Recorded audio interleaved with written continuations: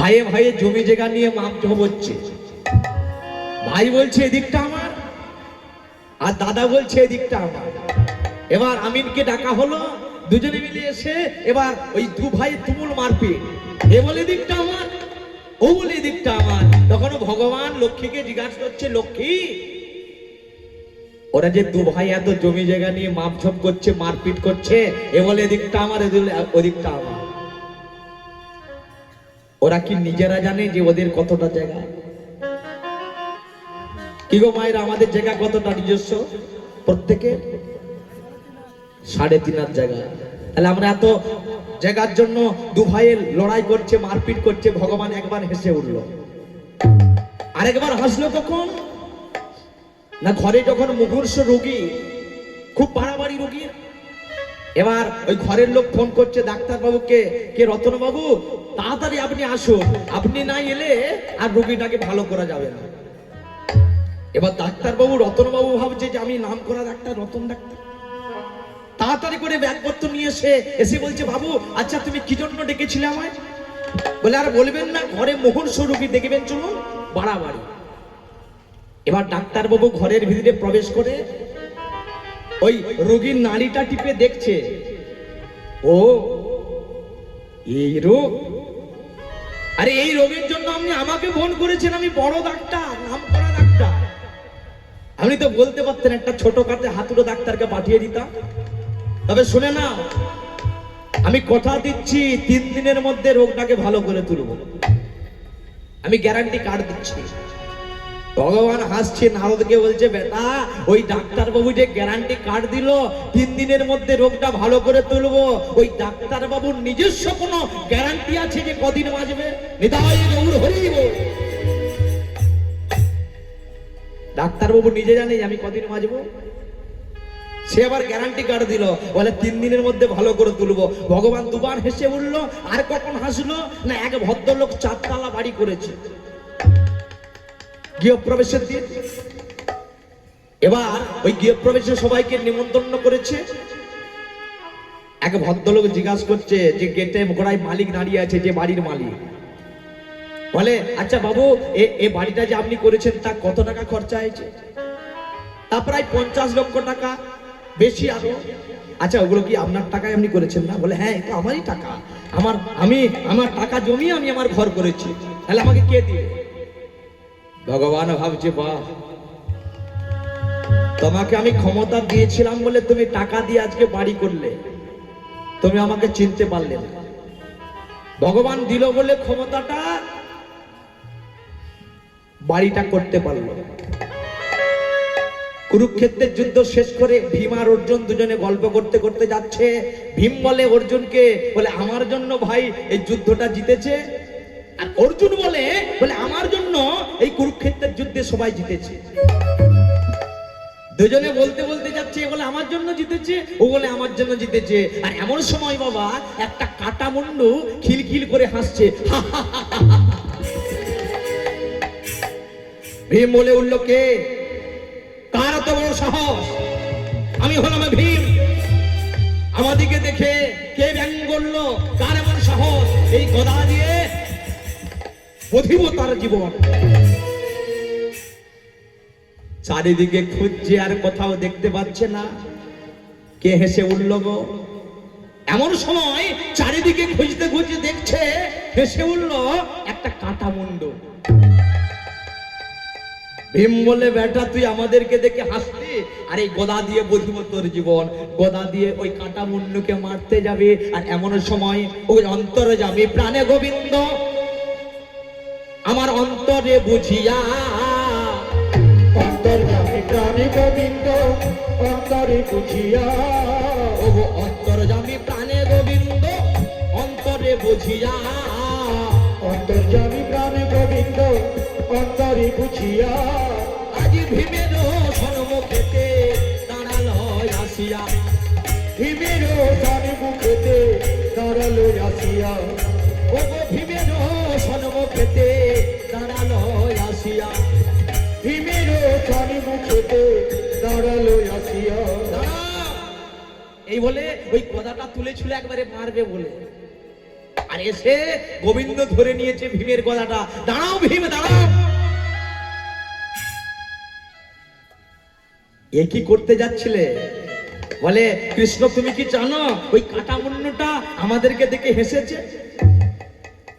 কৃষ্ণ বলে ভীম তুমি কি জানো ওই কাটা মুন্ডটা তোমার সম্পর্কে কে হয়? বলে কে হয় কৃষ্ণ? বলে তুমি বোধহয় জানো না যে কাটা মুন্ডটা তোমাদেরকে দেখে হাসলো ওটি হলো তোমার নাতি। ভীম চমকে গেছে, বলে নাতি? বলে তোমার ছেলের নাম ঘটোৎকচ আর তার ছেলের নাম বর্বরী। বলে কৃষ্ণ আমার ছেলে যদি আমার নাতি, আমার যদি নাতি হবে তার কাটা মুন্ডা কি করে হলো? ভক্তমন্ডলী, ভক্তিমতী মা, একদিন বর্বরী যাচ্ছিল ভাঙা রথে চেপে কুরুক্ষেত্রের যুদ্ধে। আর কোথাও বাড়ি থেকে বেরোনোর সময় যদি কেউ ভাঙা জিনিস নিয়ে যায় তাহলে তার নিশ্চিত অমঙ্গল হবে।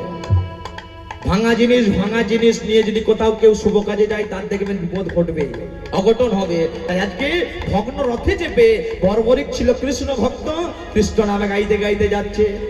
ভুল করে যদি আসি শরণে ও প্রভু শরণে, ভুল করে যদি আসি শরণে প্রভু শরণে, ভুল করে যদি আসি শরণে ও প্রভু শরণে, ভুল করে যদি আসি শরণে প্রভু শরণে, তুমি নেবে কি না চরণে ও প্রভু চরণে, তুমি নেবে কি না চরণে প্রভু চরণে, তুমি নেবে কি না চরণে ও প্রভু চরণে, তুমি নেবে কি না চরণে প্রভু চরণে, ভুল করে যদি আসি শরণে ও প্রভু শরণে, ভুল করে যদি আসি শরণে প্রভু শরণে।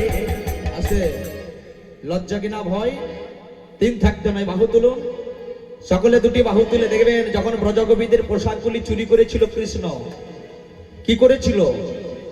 একটি বাহু তুলে যখন বলেছিল যে গোবিন্দ তুমি আমাদের পোশাকগুলো দাও, দিয়েছিল? এইভাবে যখন ডেকেছিল একটি হাতকে লজ্জা নিবারণ করে, বলল নারীর ভূষণ হলো লজ্জা, তোমরা এক কাজ করো দুটি বাহু তুলে আমায় ডাকো, দেখবে পোশাক পেয়ে যাবে। তাই দুটি বাহু তুলে সবাই, আমি যে বসে আছি তোমারই একা নাই, তুমি আমার প্রভু ওগো দীন দয়াল, আমি যে বসে আছি তোমারই একা নয়, তুমি যে আমার প্রভু ওগো দীন দয়াল, আমি যে বসে আছি তোমারই একা নাই, তুমি আমার প্রভু ওগো দীন দয়াল, আমি যে বসে আছি তোমারই একা নয়, তুমি যে আমার প্রভু ওগো দীন দয়াল, ওগো তুমি যে আমার দিনেরও নাথি হে, তুমি যে আমার দিনেরও নাথি, তুমি যে আমার দিনেরও নাথি হে, তুমি যে আমার দিনেরও নাথি, ওগো দিনেরও নাথি হে, দিনেরও নাথি হে, ভুল করে যদি আসি শরণে ও প্রভু শরণে, উলুধ্বনি করে যদি আসি শরণে প্রভু শরণে, ভুল করে যদি আসি শরণে প্রভু শরণে, ভুল করে যদি আসি শরণে প্রভু শরণে। বর্বরী ভাঙা রথে চেপে যাচ্ছে কুরুক্ষেত্রের যুদ্ধে, আর এমন সময় ভগবান কৃষ্ণ এসে ওই রথটার কাছে দাঁড়িয়েছে। দাঁড়া, কে তুমি? ভগবান তো সবই জানে, ওনার কৃপা ছাড়া, ওনার ইঙ্গিত ছাড়া গাছের পাতাটুকু নড়ে না। বলে আমি হচ্ছে ভীমের নাতি বর্বরী। তুমি কোথায় যাচ্ছ? বলে ঠাকুর আমি যাচ্ছি কুরুক্ষেত্রের যুদ্ধে যুদ্ধ করতে। আচ্ছা তুমি কার দলে থাকবে? দুটো দল, একটা হচ্ছে পঞ্চপাণ্ডবের দল আর একটা দুর্যোধনের দল, তুমি কোন দলে থাকবে? বর্বরী বলছে ঠাকুর আমার মা বলেছিল, বলে যে পক্ষটা দুর্বল পক্ষ সে পক্ষে তুই থাকিস। কৃষ্ণ বলল বর্বরী দুর্বল পক্ষ বলতে পঞ্চপাণ্ডবের পক্ষ। কেন? পঞ্চপাণ্ডবের পক্ষে আছে কজন? 5 ভাই 5 জন, আর দুর্যোধনরা ক ভাই? 100 ভাই। তাহলে কাদের দলটা বেশি? 100 জনের দল বেশি না 5 জনের দল বেশি? 100 জনের। তাহলে তুমি কার দলে থাকবে? বলে আমি যদি থাকতেই হয় আমাকে, আমি থাকবো ওই দুর্যোধনদের দলে। কৃষ্ণ চমকে গেল, বলে তুমি দুর্যোধনদের দলে থাকবে কেন? দুর্যোধনরা হচ্ছে 100 ভাই, আর পঞ্চপাণ্ডবরা হচ্ছে 5 জন।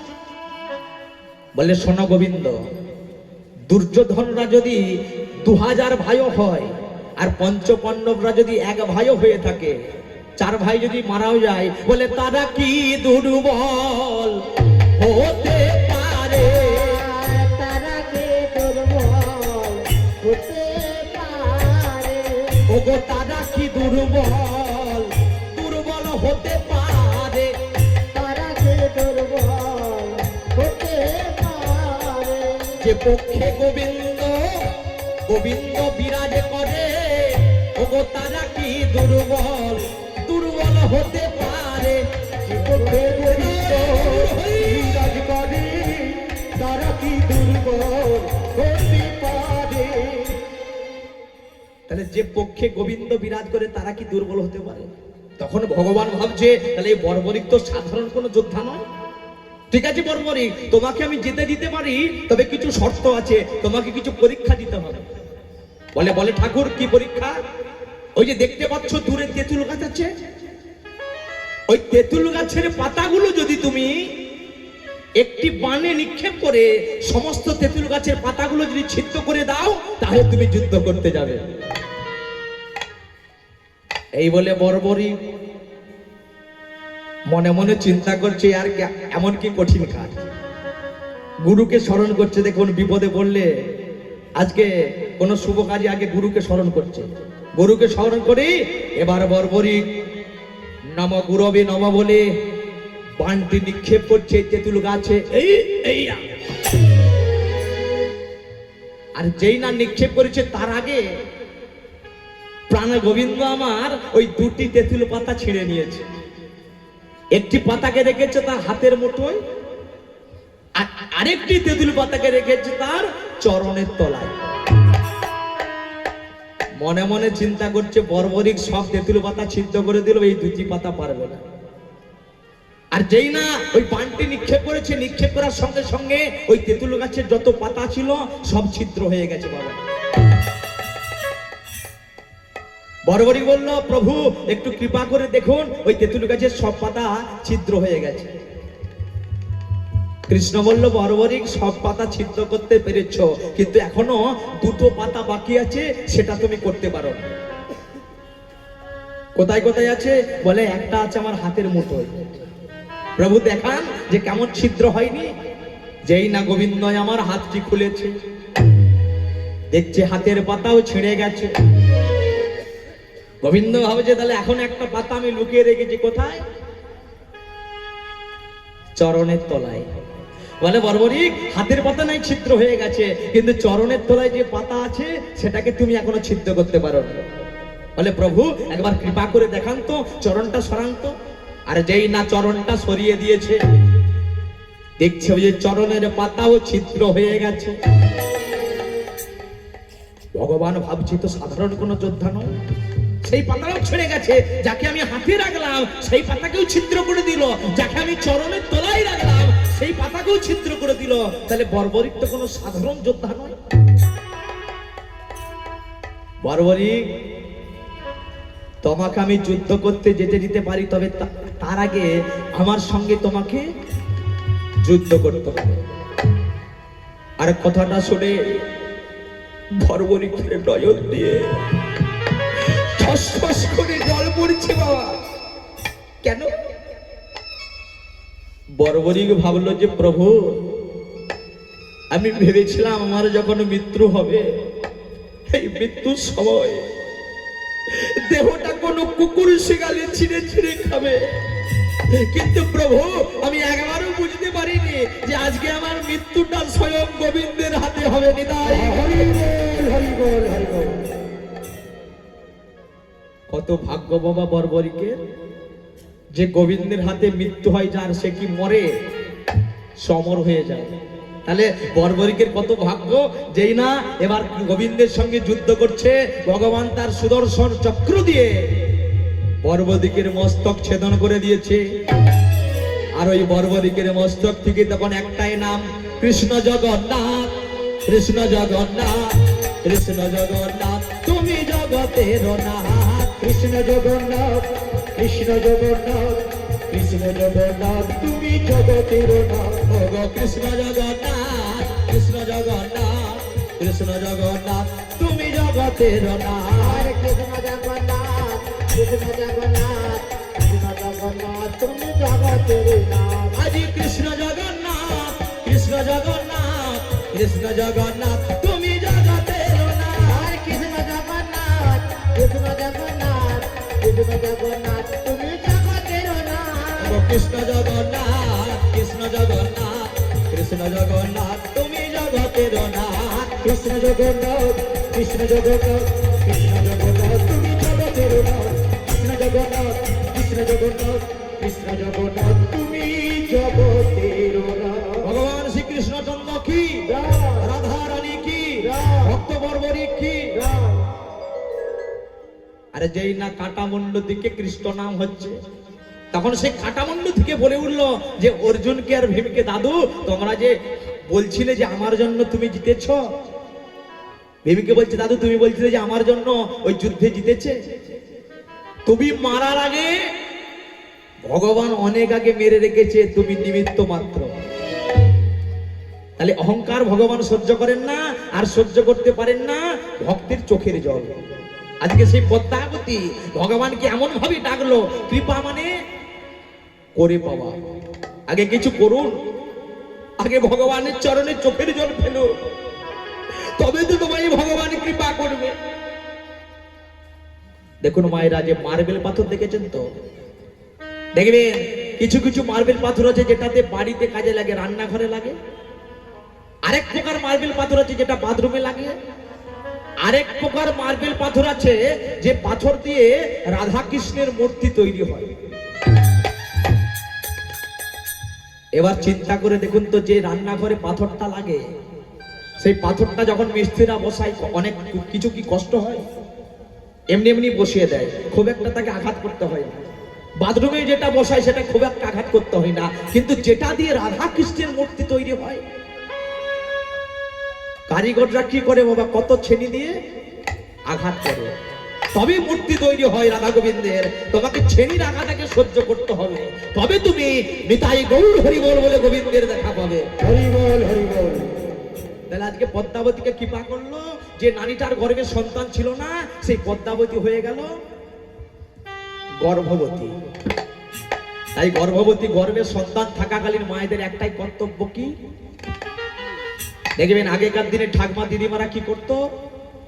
ভাগবত পাঠ, রামায়ণ, মহাভারত পাঠ। তাহলে আপনি যেটা করবেন গর্ভের ভিতরে সন্তান সেটা করবে। তাই আজকে কি করে ওই পদ্মাবতী বসে বসে একটাই তার নাম, কৃষ্ণ কৃষ্ণ কৃষ্ণ হে কৃষ্ণ কৃষ্ণ কৃষ্ণ হে হে কৃষ্ণ কৃষ্ণ কৃষ্ণ হে কৃষ্ণ কৃষ্ণ কৃষ্ণ হে কৃষ্ণ কৃষ্ণ কৃষ্ণ হে কৃষ্ণ কৃষ্ণ কৃষ্ণ হে কৃষ্ণ কৃষ্ণ কৃষ্ণ হে কৃষ্ণ কৃষ্ণ কৃষ্ণ হে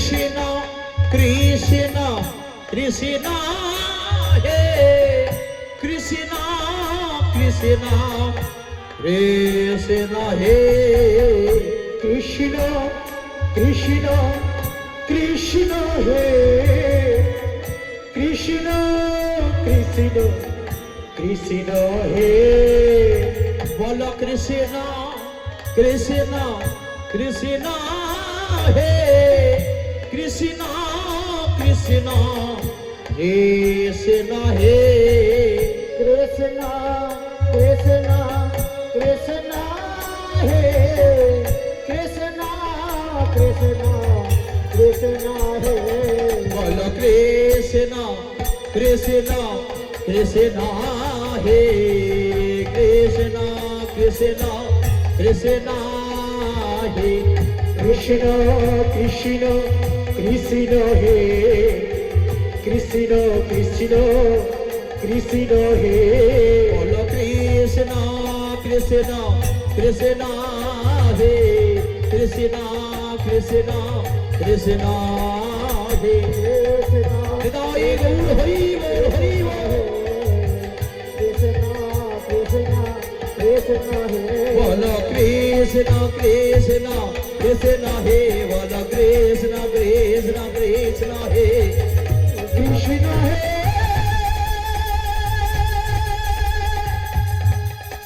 কৃষ্ণ হে কৃষ্ণ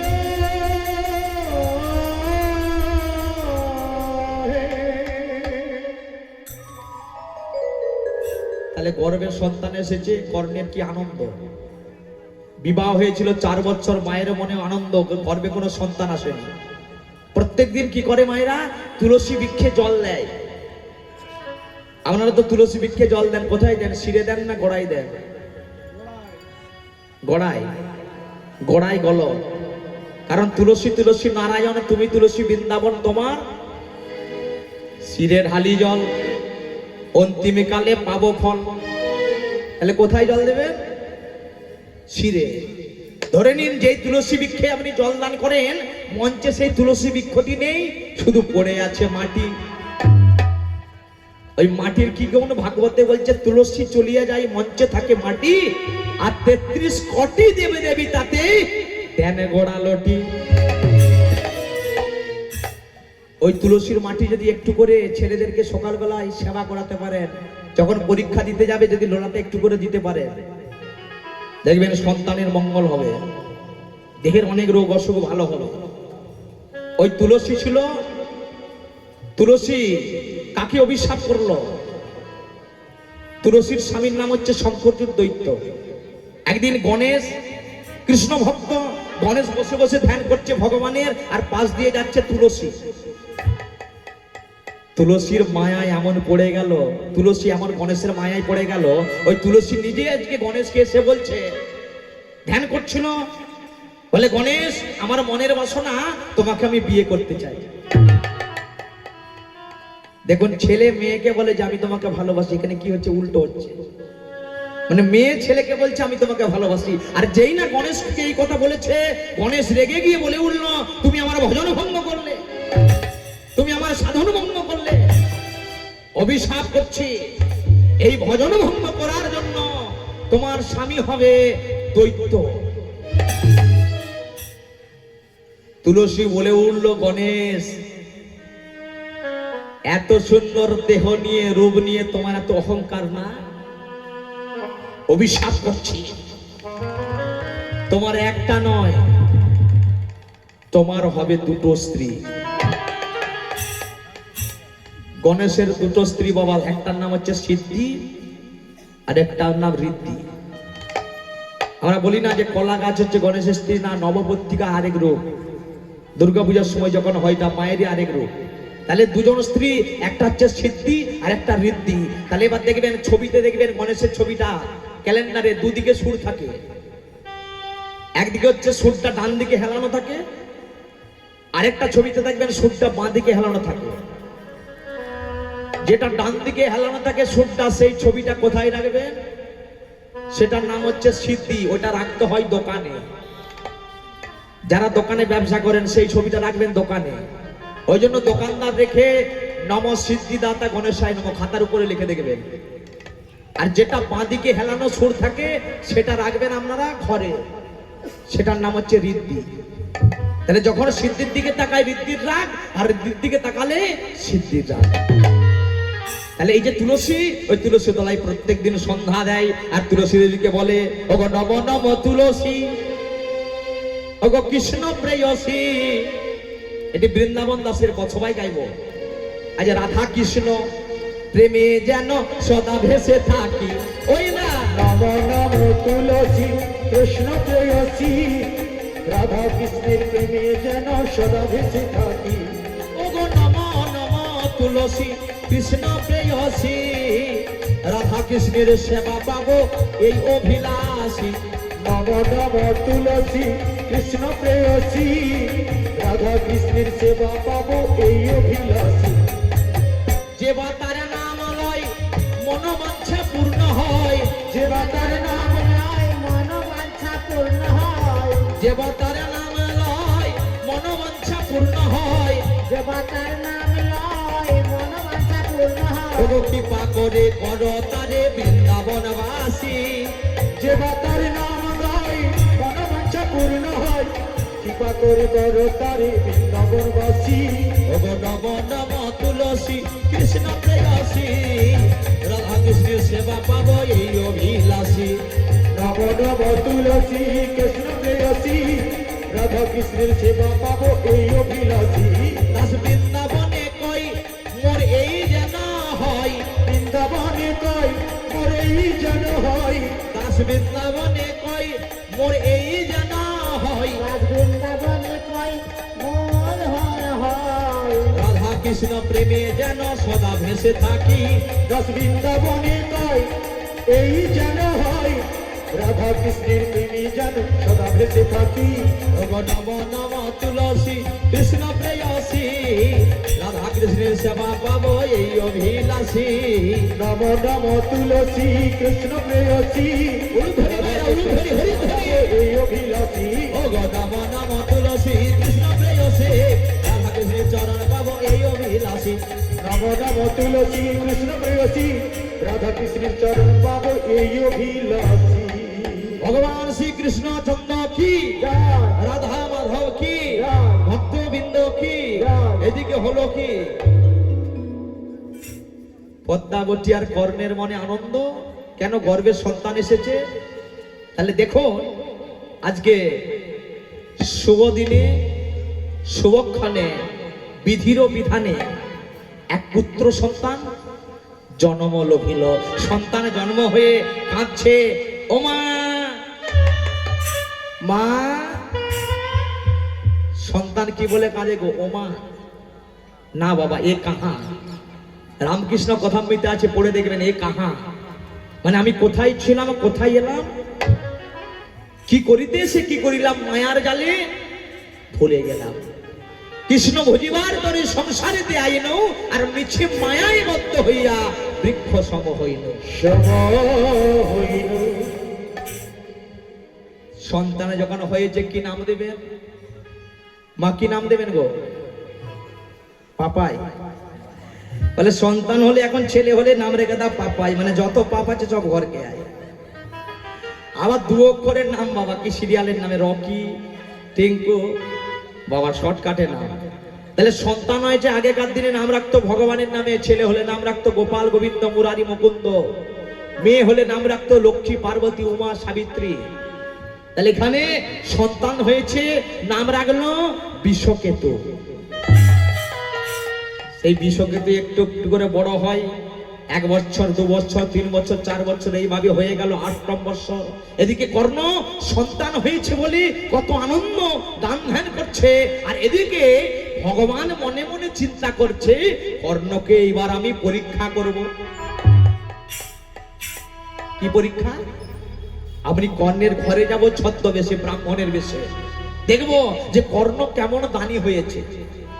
এবার ভগবান ব্রাহ্মণের বেশে চলে যাচ্ছে কর্ণের ঘরে, আর পদ্মাবতী কর্ণ ছিল কৃষ্ণ ভক্ত, বসে বসে গাইছে, আমরাও গাইব একবার, ভজ শ্রী কৃষ্ণ, কহ শ্রী কৃষ্ণ, লহ শ্রী কৃষ্ণের নাম রে। ভজতে কৃষ্ণ, কহতে কৃষ্ণ, কহতে কৃষ্ণ নাম রে। ভজ শ্রী কৃষ্ণ, কহ শ্রী কৃষ্ণ, লহ শ্রী কৃষ্ণের নাম রে। ভজতে কৃষ্ণ, কহতে কৃষ্ণ, কহতে কৃষ্ণ নাম রে। ওগো যে জনসী কৃষ্ণ ভজে সে হয় আমার প্রাণ রে। যে জন সে কৃষ্ণ ভজে সে হয় আমার প্রাণ রে। ও যে জন শ্রী কৃষ্ণ ভজে সে হয় আমার প্রাণ রে। যে জন সে কৃষ্ণ ভজে সে হয় আমার প্রাণ রে।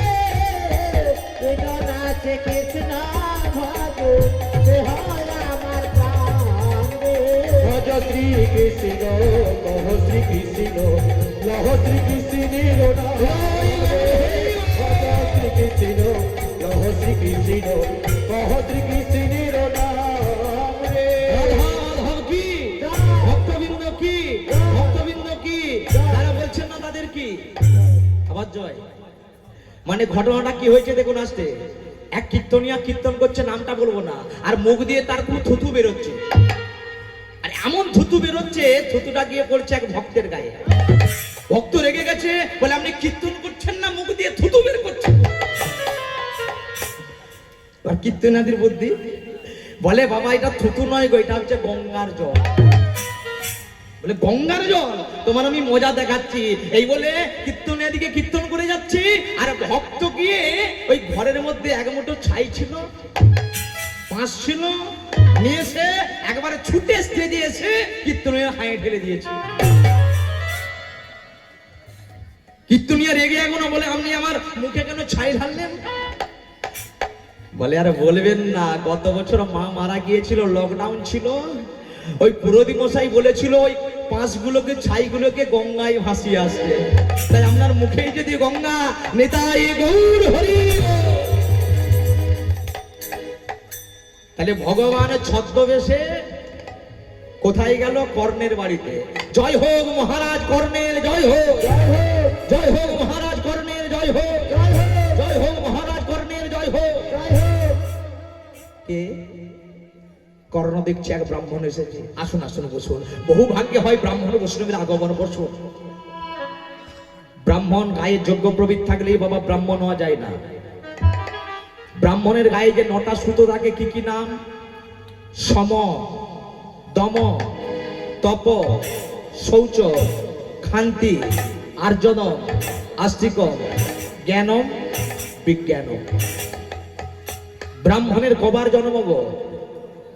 2বার জন্ম। ওই জন্য ব্রাহ্মণকে বলে দ্বিজ। আর ব্রাহ্মণের কটি নয়ন? শুদ্ধদের নয়ন হলো 3টি, আর ব্রাহ্মণের নয়ন হলো 4টি।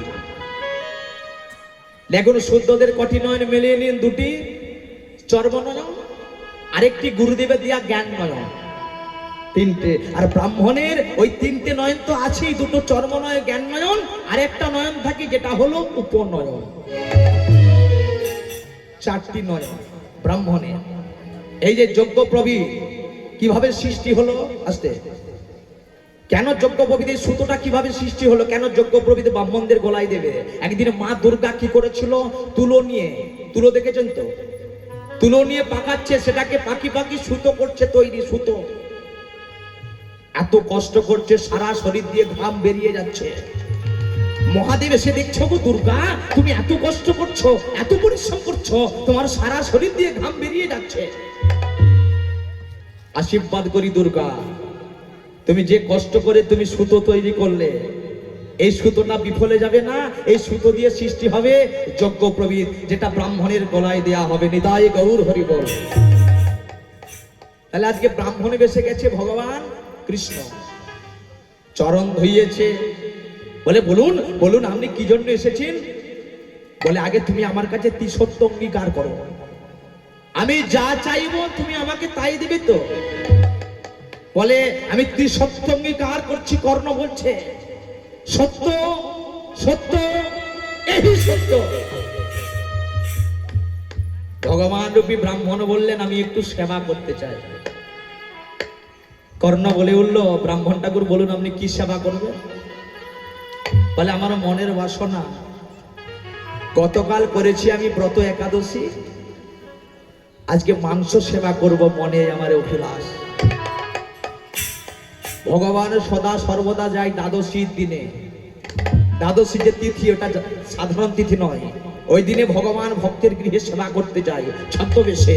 আজকেও গেছে, যেদিন গিয়েছিল কর্ণের বাড়িতে সেদিন ছিল বাবা দ্বাদশী তিথি। কর্ণ মাংসের কথা শুনে বলছে, মহারাজ আমাদের ঘরে তো মাংসের অভাব নেই, কোন মাংস সেবা করবেন? মৃগ মাংস, পক্ষী মাংস আছো এ প্রচুর, আসহে প্রচুর, কোন মাংস ভোজন করো হে আমার ওগো ব্রাহ্মণ ঠাকুর। ব্রাহ্মণ ঠাকুর। মৃগ মানে হরি, মৃগ মাংস আছে, পক্ষী মাংস আছে, পাখির মাংস আছে, আপনি কোন মাংস সেবা করবেন? ভগবান ভাবছে আমি তো ওই মাংস সেবা করার জন্য আসেনি, আমি কি মাংস সেবা করবে জানো কর্ণ? কর্ণ কিন্তু তিসত্ব অঙ্গীকার করেছে, আমার একটাই মনের বাসনা, তোমার যে পুত্র ওই বিষকেতু, আমার মনের মধ্যে বাসনা জেগেছে, আমি একটু কচি নরম মাংস সেবা করতে চাই। কর্ণ কি করেছিল? ভগবানকে তিসত্ব অঙ্গীকার করেছিল, প্রতিজ্ঞাবদ্ধ হয়ে গেছে, এখন না বললে হবে না। আর যেই না বলেছে যে মনের বাসনা একটু কচি নরম মাংস সেবা করতে যায়, সঙ্গে সঙ্গে কর্ণ চিৎকার করে উঠল, একি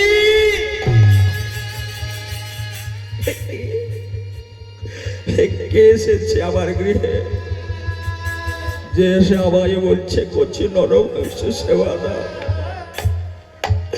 কে আমার ঘরে এসেছে যাকে আমি চিনতে পারিনি, এসে সবাই বলছে কচি নরম মাংস সেবা দাও? আমি কেমন করে পারবো বাবা হয়ে? না, ভগবান বলছে কর্ণকে, কর্ণ তুমি কি আমায় সেবা দিতে পারবে না? তাহলে আমি এখান থেকে চলে যাব। ভগবানের পরীক্ষা দেখুন বাবা কেমন। ভগবানকে যদি ভক্ত ভালোবাসে না, ভগবান তাকে পরীক্ষা করে। পরীক্ষা কাদের হয় গো? যারা স্কুলে পড়াশোনা করে, সবারই কিন্তু পরীক্ষা নেবে না। ভগবানকে যে ভালোবাসে তাকে কিন্তু ভগবান পরীক্ষা নেয়। তাহলে এখানে কি হলো? কর্ণ বলল, ব্রাহ্মণ ঠাকুর আমি দেব, আমি দেব, আপনার কাছে যখন ত্রিসত্য অঙ্গীকার করেছি আমি সেবা দিতে পারবো ব্রাহ্মণ ঠাকুর। তবে একবার তার মায়ের কাছ থেকে ঘুরে আসি, আমি একবার ওই বিষকেতুর মায়ের কাছ থেকে ঘুরে আসি পদ্মাবতীর কাছে, কারণ পদ্মাবতীকে তো আমার বলা হয়নি যে ব্রাহ্মণকে আমি কথা দিয়েছি। তাই মনের দুঃখ মনে চেপে নিয়ে পদ্মাবতীর কাছে যাচ্ছে। পদ্মাবতী আছে ঠাকুর ঘরে, চিৎকার করে ডাকছে, পদ্মা, পদ্মা, পদ্মা। কে? আমি তোমার স্বামী গো, কর্ণ এসেছি। স্বামী? তুমি তো কোনোদিনও আমায় এইভাবে তুমি আমায় ডাকনি, ঠাকুর ঘরে যখন আমি থাকি ভগবানের সেবায়। পদ্মা, আমাদের ঘরে যে আজকে এক ব্রাহ্মণ এসেছে, সেই ব্রাহ্মণ সেবা করতে চায়, তুমি দাও না সেবা? কি সেবা করতে চাই ব্রাহ্মণ? ব্রাহ্মণ ঠাকুর বলেছে যে আমি একটু মাংস সেবা করব। আহা স্বামী, আমাদের ঘরে তো মাংসের কোনো অভাব নেই, মৃগ মাংস আছে, পক্ষী মাংস আছে, তুমি দাও না তাকে সেবা। কর্ণ ভাবছে আমি কেমন করে পদ্মাবতীকে বলবো, ও যে ওর মা, কেমন করে আমি পদ্মাবতীকে বলবো যে ওই ব্রাহ্মণ এসেছে, সে আমার ওই বিষকেতুর মাংস সেবা করতে চায়, কচি নর মাংস। স্বামী, তুমি চুপ করে গেলে কেন? তুমি বলো, তুমি কি এমন প্রতিজ্ঞা করেছো? বলে আমি ত্রিসত্য অঙ্গীকার করেছি, ওই ব্রাহ্মণকে সেবা দেব মাংস। কোন মাংস সেবা করতে চাই জানো? সে মৃগ মাংস সেবা করবে না, পক্ষী মাংস সেবা করবে না। বলো না স্বামী কোন মাংস? বলে আমাদের একমাত্র পুত্র ওই বিষকেতুর মাংস সেবা করতে চাই। বলার সঙ্গে সঙ্গে পদ্মাবতীর জীবনে যেন মেঘ নেমে এলো দয়াময়, দয়াময়। ওগো কাঙালের ঠাকুর, ওগো ভক্তের ভগবান, শুনেছি আমি নাকি তুমি কাঙালের ঠাকুর ভক্ত, তোমায় ডাকলে তুমি থাকতে পারো না। ও দয়াময়, ও কাঙালের ঠাকুর একটি বার সাড়া দাও প্রভু। আমি যে ওই ব্রাহ্মণকে কথা দিয়েছি পদ্মা, তবে কি আমি সেবা দেব না? দেখুন মায়েরা, পদ্মাবতী হচ্ছে সতী নারী। ওই পদ্মাবতী দোটানে পড়ে গেছে। একদিকে স্বামী কথা দিয়েছে কাকে? ভগবানকে, ভগবান রূপী ব্রাহ্মণকে। আর এদিকে ওই পদ্মাবতী চিন্তা করছে, আমি যদি না স্বামীর কথা রাখি তাহলে স্বামীর অবমাননা করা হবে। দেখুন মা, একজন সতী নারী পারে স্বামীকে ঊর্ধ্বে তুলতে, আর একজন নারী পারে স্বামীকে নিচে নামাতে। নারী আছে বলে এখনো চন্দ্র সূর্য উঠছে গো মা। একজন নারী পারে। আপনারা সবাই জানেন, ওই যে রাবণের মৃত্যু হয়েছিল, তার পেছনে একজনেরই কারণ ছিল, তার নাম হলো মন্দোদরী। এ কি করেছিল? আপনারা সবাই জানেন, রাবণের যখন যুদ্ধ হয়েছিল, বারবার রামচন্দ্রের সঙ্গে যুদ্ধ হচ্ছে রাবণের, কিন্তু রামচন্দ্র রাবণকে কিছুতেই পরাজিত করতে পারছে না। কেন পারছে না? এমন সময় ওই বিভীষণ এসে বলল প্রভু রামচন্দ্রকে যে, প্রভু তুমি কেন পারছো না জানো আমার দাদা ওই রাবণকে? কারণ ওই রাবণের মৃত্যুবাণটা লুকিয়ে রেখেছে আমার বৌদি মন্দোদরী। তাহলে মৃত্যুবাণটা আনতে যাবে কে? আগে মায়েরা বলুন তো, যে মা বড় না ছেলে বড়? কে বড়? আমি আসলে এসে তো মা করে যাচ্ছি, বলুন। মা বড়? খবরদার বলবেন না। কেন? আমি সুদীপ্ত গোস্বামী, আমি যখন আমার মায়ের গর্ভে ছিলাম আমার মা হলো না। গর্ভ থেকে যখন ভূমিষ্ঠ হলাম আমার মা হলো না। চলতে শিখলাম আমার মা হলো না। তাহলে যতক্ষণ না পর্যন্ত আমি আমার মাকে মা না বলে ডাকছি ততক্ষণ মা হবে? তাহলে সন্তানে যেমন পরিচয় করিয়ে দেয় এটা হলো আমার মা, তত ভগবানের নিজস্ব পরিচয় নাই, ভক্তই পরিচয় করিয়ে দেয়, এটা হলো আমার ভগবানের নিতাই গৌর হরি বল। তাহলে মৃত্যুবাণের সন্ধান করতে যাবে কে? ভক্ত হনুমান। হনুমান ভাবছে আমি যখন যাচ্ছি তাহলে ওই রাবণের ঘরে প্রবেশ করতে গেলে প্রহরীরা দরজার মাথায় বসে থাকবে। আমি এক কাজ করি, আমি ব্রাহ্মণের বেশে ধারণ করে যাই, বনক ব্রাহ্মণের, আর কমণ্ডলু নিয়েছে, আর কমণ্ডলুতে হনুমান প্রস্রাব করে। ভাবছে তারা যখন আমাকে চাইবে আশীর্বাদ করতে, আর প্রস্রাবটা গায়ে ছিটিয়ে দেবো, গঙ্গা জল মনে করে। এবারে হনুমান ওই কমণ্ডলুতে প্রস্রাব করে আর ওই রাবণের ঘরের দিকে যাচ্ছে রাম নাম গাইতে গাইতে। জয় রাম সীতারাম, জয় রাম সীতারাম, জয় রাম সীতারাম, জয় রাম সীতারাম। ওগো দশরথ নন্দন নবঘন শ্যাম, আর দশরথ নন্দন নবঘন শ্যাম, আজ দশরথ নন্দন নবঘন শ্যাম, দশরথ নন্দন নবঘন শ্যাম। জয় রাম সীতারাম, হৃদয় গৌর হরি। রাম সীতারাম, জয় রাম সীতারাম, জয় রাম সীতারাম। ওই মাঝখানটা কি হলো?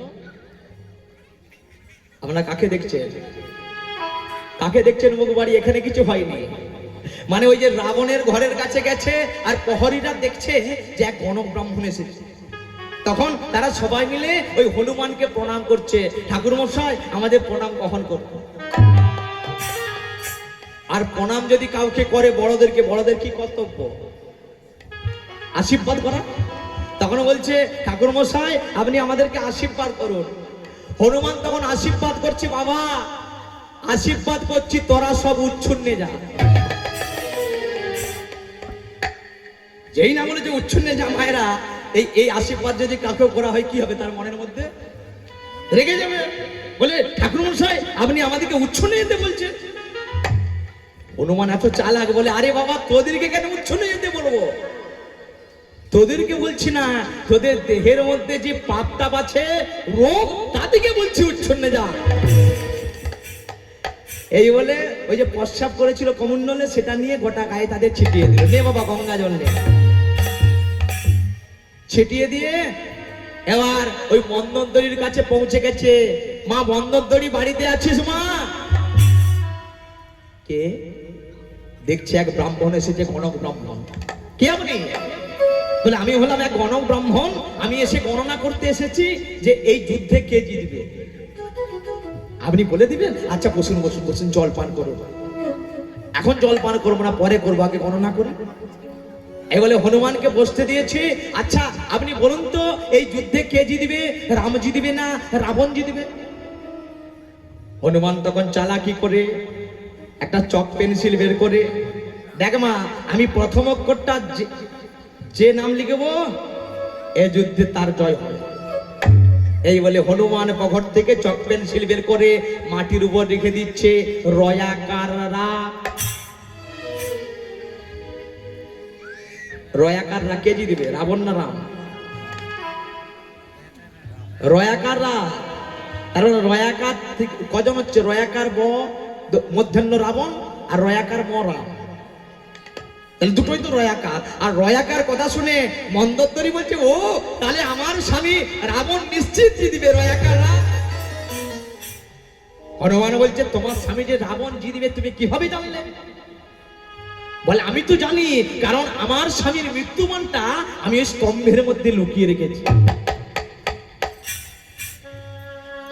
আর বন্দরদড়ি বলে দিয়ে ভাবছে, যা আমি তো এই কথা বলে ফেললাম, এ তো কেউ জানতো না। আচ্ছা ঠাকুর মশাই, আপনাকে আমি বললাম আপনি শুনলেন, কিন্তু ওই মুখ পড়া যেন হনুমানকে বলবেন না। আর কে গেছে ছদ্মবেশে? হনুমানই গেছে। যেই বলছে বলবেন না, হনুমান এবারে বলছে আমি জল পান করবো। মা তুই একটু জল আনতো আর আমি পান করবো। এই বলে মন্দোদরি জল আনতে গেছে। এবার ওই হনুমান ওই স্তম্ভের মধ্য থেকে কি করছে, মৃত্যুমানকে হরণ করে নিল গো, হরণ করে নিল গো, রাবণের মৃত্যুমানকে হরণ করে নিল গো, রাবণের মৃত্যুমানকে হরণ করে নিল গো, রাবণের মৃত্যুমানকে হরণ করে নিল গো, রাবণের মৃত্যুমানকে হরণ করে নিল গো। হরি হরি হরি বলো রাবণে, হরি বল হরি বল হরি বল। আর যেই না হরণ